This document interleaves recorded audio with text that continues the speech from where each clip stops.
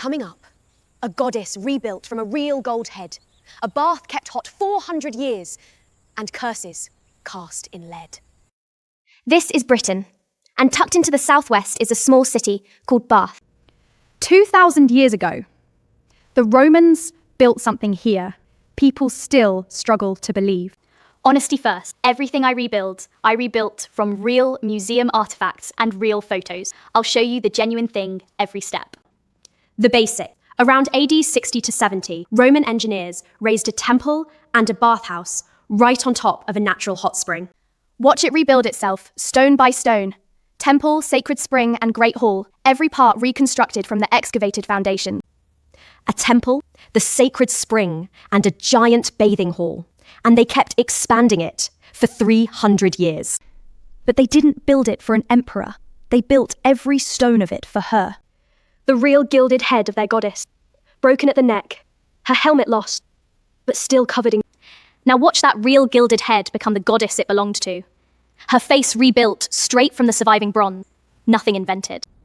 And there she is, Sulis Minerva, towering in gold, catching the firelight.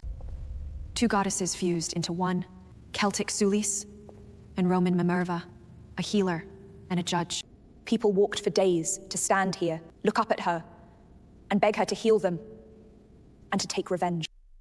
And the reason it all exists, this spring, water rises out of the ground at 46 degrees. Naturally hot.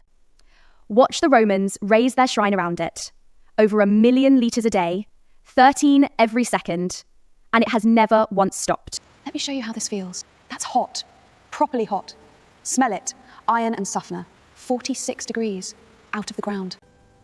And this Roman drain still carries the overflow away. 2,000 years, never switched off. Now the part most people get wrong.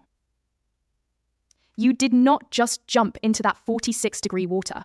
Outside, Roman Britain is cold. Your body had to be walked up to that heat, room by room. Here's the route. First, the changing room. Strip off, hand your clothes to an attendant, and pray he's honest. Theft here was rampant. Remember that. Then the exercise. The Roman gym. Weights, ball games, a bit of wrestling. To warm the body, the natural. Next, the warm room. Gentle heat rising through the floor eases you in, and you're oiled head to toe. Then the hot room. This is the cold ruin today, but watch what it really was. Watch the cold ruin fire back to life. The same room, rebuilt from its surviving walls and buried heating channels. Feel that. The air in here is thick, wet, and close to 50 degrees. And the floor, through these wooden sandals, is almost too hot to stand on. There was no soap here. You just stood and poured with sweat until the dirt ran clean off you. And how? Look under the floor. These little brick towers are a hypercaust, the real surviving ones. Now watch it fire up. A furnace drives hot air under that raised floor and up hollow tiles inside the walls.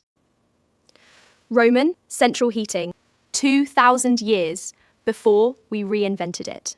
And now, finally acclimatized, you reach the main event. Today, it lies open to the sky, the great roof long gone. But watch the roof return. The same pool, the vault rebuilt to the height the surviving stonework still points to. And this is the moment it has all been building to.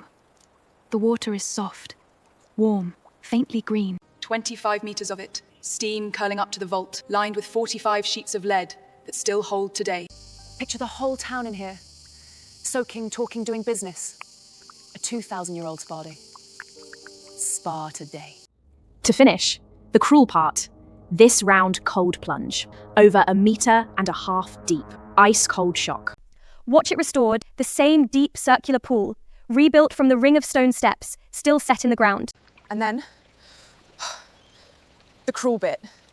Cold, genuinely shocking, ice cold straight after all that heat. You drop right in. The breath punched out of you. The Romans called this relaxing. My body strongly disagrees. Last stop, oil, scraped off with a curved blade called a strigil, then a massage. No soap in the Roman world. Now, remember the theft in the changing room. When you were robbed, you didn't call the law. You wrote to the goddess. On a thin sheet of lead, you scratched your complaint, named your suspect, and threw it into the spring. Here's a real one. A man named Silinus lost his bathing tunic and his cloak. I give to your divinity my bathing tunic and cloak.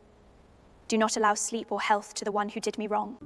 Whether man or woman, whether slave or free, unless he brings the goods to your temple. 2,000 years later, I'm reading a stranger's fury over a stolen towel. Petty, human, and completely real. That's Aquae Sulis, a goddess, a miracle spring, and a city's worth of gossip thrown into the water. The Romans are long gone. The spring never stopped. Still rising right now, today, 46 degrees, over 1 million litres a day. Next time, I'll track down the people who lived here. Priests, soldiers, even a fortune teller who read animal guts. Follow so you don't miss it. See you in the next one.